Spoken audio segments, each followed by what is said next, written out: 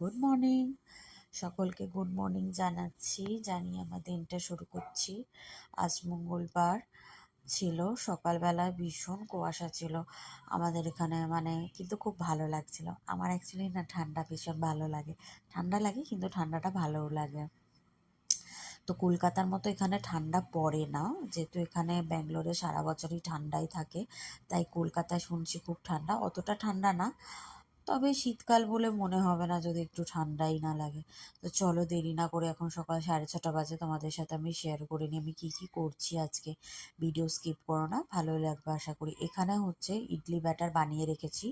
এটা হচ্ছে ইডলি চাল আর বিউলির ডাল দিয়ে ব্যাটারটা বানানো, আর কৌটোতেও বানানো আছে। ওটা হচ্ছে আমার হাজব্যান্ডের জন্য, ডায়াবেটিক আছে, তার জন্য হচ্ছে অন্য চাল, ব্রাউন চালের ব্যাটার বানানো। আর চলো সকাল এখন মেয়ের টিফিনটা বানাতে রেডি হয়ে যায় তাড়াতাড়ি করে। এখানে ইডলি ব্যাটারটা নিয়ে নিয়েছি, নিয়ে ওতে একটু জল দিয়ে পাতলা করতে হবে। আর যদি আমি এটা ইডলি বানাতাম তাহলে আর পাতলা করতাম না, ওই মোটা ব্যাটারের মধ্যেই লবণ মিশিয়ে ইডলি ইয়েতে দিয়ে দিতাম। তো ওটাকে নুন টুন দিয়ে একটু গুলে পাতলা করে আমি সাইডে সরিয়ে রাখলাম।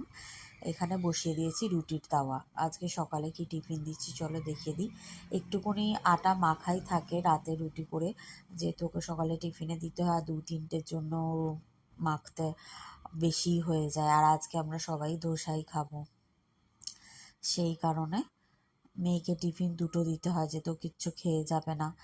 আর ওকে ভারী ভারী খাবারই দিতে হয়। ওই যে সকাল 8:45 বাস আসে, আর ফেরে হচ্ছে বিকেল 4:45টার সময়, 4:45-এ ফেরে।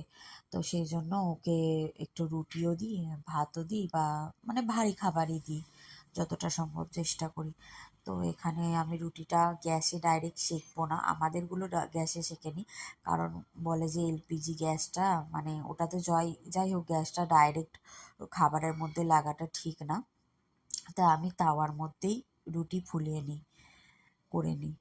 ডাইরেক্ট গ্যাসে সেঁকা রুটি খেলে অনেক রকমের প্রবলেম হয়, তাই আমি ডাইরেক্ট গ্যাসেই করি। তো রুটিটা আজকে ও তরকারি দিয়ে নেবে না, কোনো সবজি দিয়ে না, এটা নেবে হচ্ছে ও জ্যাম দিয়ে। বলেছিল যে অত তরকারি খাওয়ার মতো টাইম থাকে না, জ্যাম দিয়ে রোল বানিয়ে দিয়ে দিও। তাই ওকে এরম জ্যাম দিয়ে রোল বানিয়ে দিয়ে দিলাম।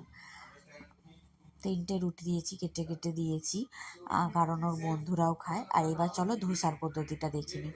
প্রথমে তাওয়াটা আমি বসিয়ে দিয়েছিলাম গরম হতে, বেশ গরম হয়েছে মিডিয়াম আঁচে। এরপরে পুরো তেলটা বুলিয়ে নিলাম, ভালো করে পুরো তেল ব্রাশ করে নিতে হবে ননস্টিকের তাওয়াতে। আর যেই তাওয়াতে ধোসা বানানো হয় ওই তাওয়াতে